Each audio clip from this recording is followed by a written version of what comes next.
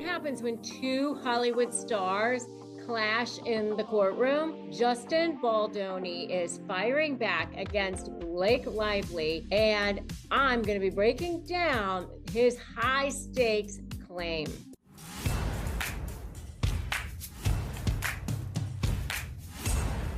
Hi there. This isn't just a lawsuit. It's Hollywood's biggest power struggle right now. And this is going to be the case of the year. We're going to hear about this a lot, I'm sure. So I wanted to weigh in from an attorney's perspective on what's going on and his response, and is it going to be enough to turn the tides in his favor?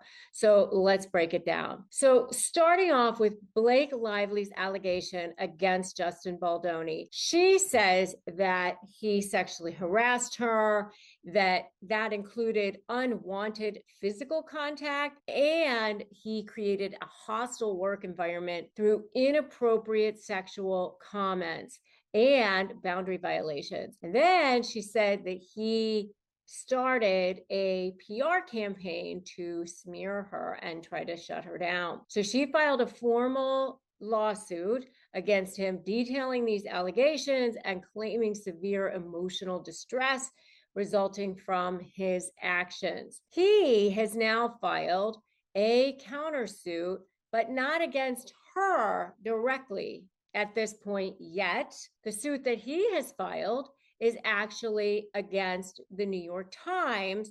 It's a $250 million lawsuit, and he's alleging that the publication misrepresented communications between him and Lively, leading to defamation. Now, how is all of this going to interplay together? Oftentimes in my SLAY methodology, I talk about creating a strategy where you create leverage, and that's what he's trying to do here. He's actually saying, hey, if I can make a lot of noise over here with this particular lawsuit and put the pressure on with this particular lawsuit, then the outcome of that could impact the outcome of the lawsuit filed by Blake Lively against him. Because in other words, if he wins that lawsuit, then it's going to impact the outcome of the lawsuit that Blake has filed against him. He is saying that he's going to be filing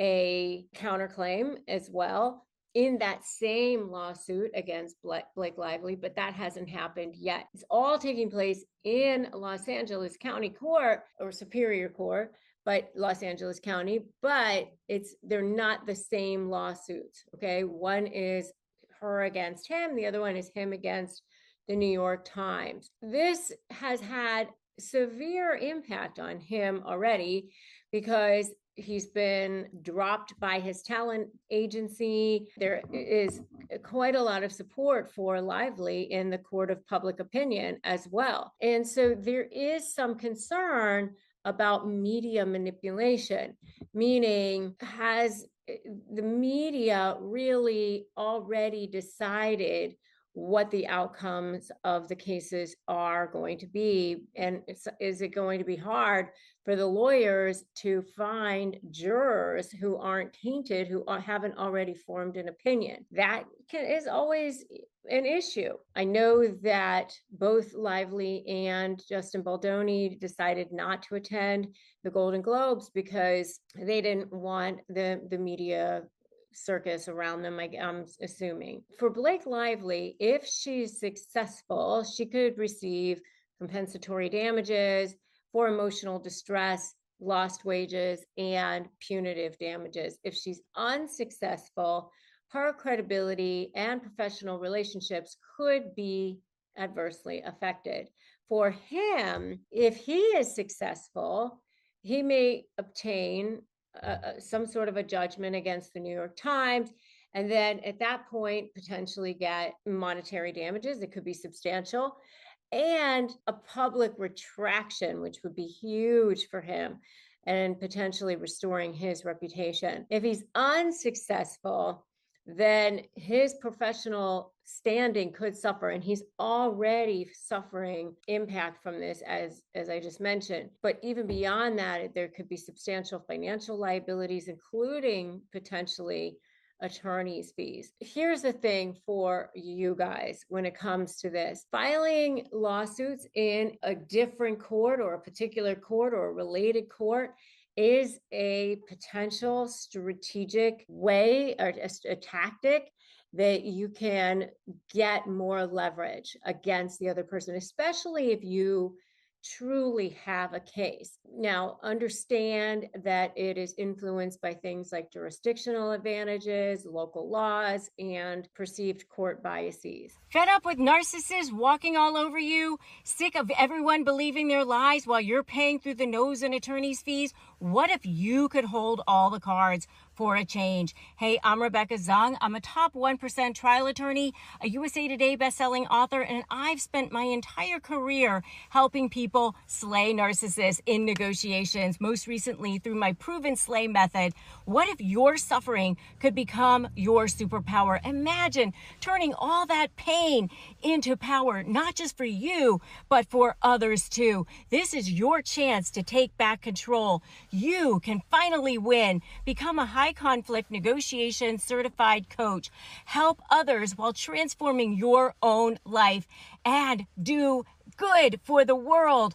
This is your chance. Go to RebeccaZung.com/apply, and I'll show you how to turn the tables for good starting today. Different courts have different procedures and different timelines, different resources. So, there is the potential here that his New York Times case doesn't even get to trial or doesn't get heard before the other one is ripe and ready to go. So all of that can also have an impact on the progression and outcomes of the cases. So understand how your different allegations can impact each other and what the different timelines are, what the local laws are. This is also a good example of going on the offensive. I often talk about the Y and slay the U as being standing in your power and not always being at the effect of what's happening with the other person, but actually becoming the person who is going on the offensive and not just the defensive. Because remember, I always say never jade, never justify, argue, defend, or explain, because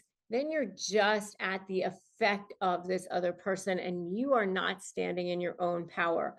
So in this sense, I will say that Blake Lively is standing in her power, and Justin Baldoni is also standing in his, because he's firing back. My former law partner, who was one of my mentors, he actually said to me one time, there's always three sides to every story. There's his side, her side, and the truth is somewhere in the middle there. So you never really know what happened here. But this is where your documentation is so, so important. Knowing that you're keeping track. A lot of times people think, well, I'll just remember, or I have it all in my notes, or I have it all in my emails or my texts or whatever.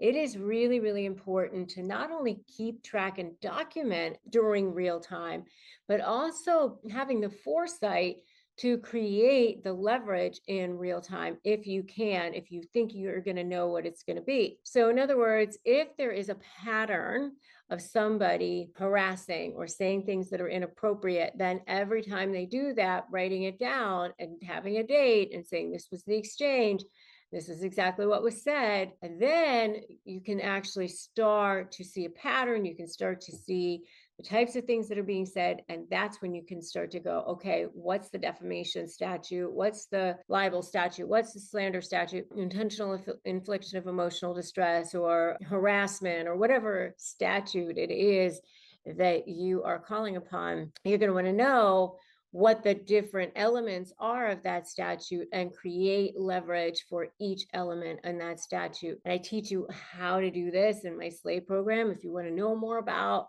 all of this, check out my video, my free training at icanslay.com. And you can learn a whole lot more about that because I have a whole magic leverage AI, which is super cool and helps you create the leverage. And, in this particular case, there's so much behavior that could point to being narcissistic: gaslighting, smear campaigns, manipulation, all of the things that they're talking about that can feel really unfair unless you have a way to present your evidence to the court or to the mediator or to the arbitrator or to whoever it is that you're going to be working with, so that you can feel heard, so that you can feel like it's more fair, so that you can start to sway and persuade and impact people to listen to you and be in your favor. Start to study this, start to understand it, start to build a legal strategy that's going to work for you, so that you can counteract this. Because I think there's always been a time where one of us has felt like, things aren't fair. Standing around saying it's not fair is not going to help you. Building back and fighting back one step at a time is what's going to help you. I'm Rebecca Zung. I'm an attorney. I'm also a narcissist negotiation expert and the author of Slay the Bully: How to Negotiate with a Narcissist and Win.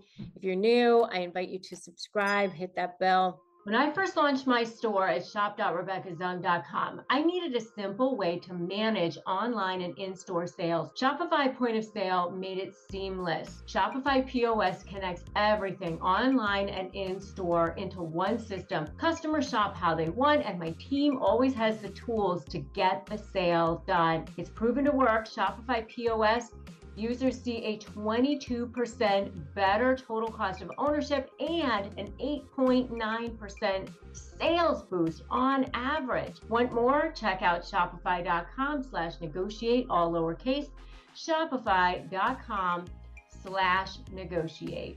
And the next video that I highly recommend that you watch is Attorney Reacts to Blake Lively's Lawsuit versus Justin Baldoni. I have a whole breakdown in there of all sorts of things as well. So go check that out. Join my free private Facebook group, Narcissist Negotiators with Rebecca Zung, and I will see you in that next video.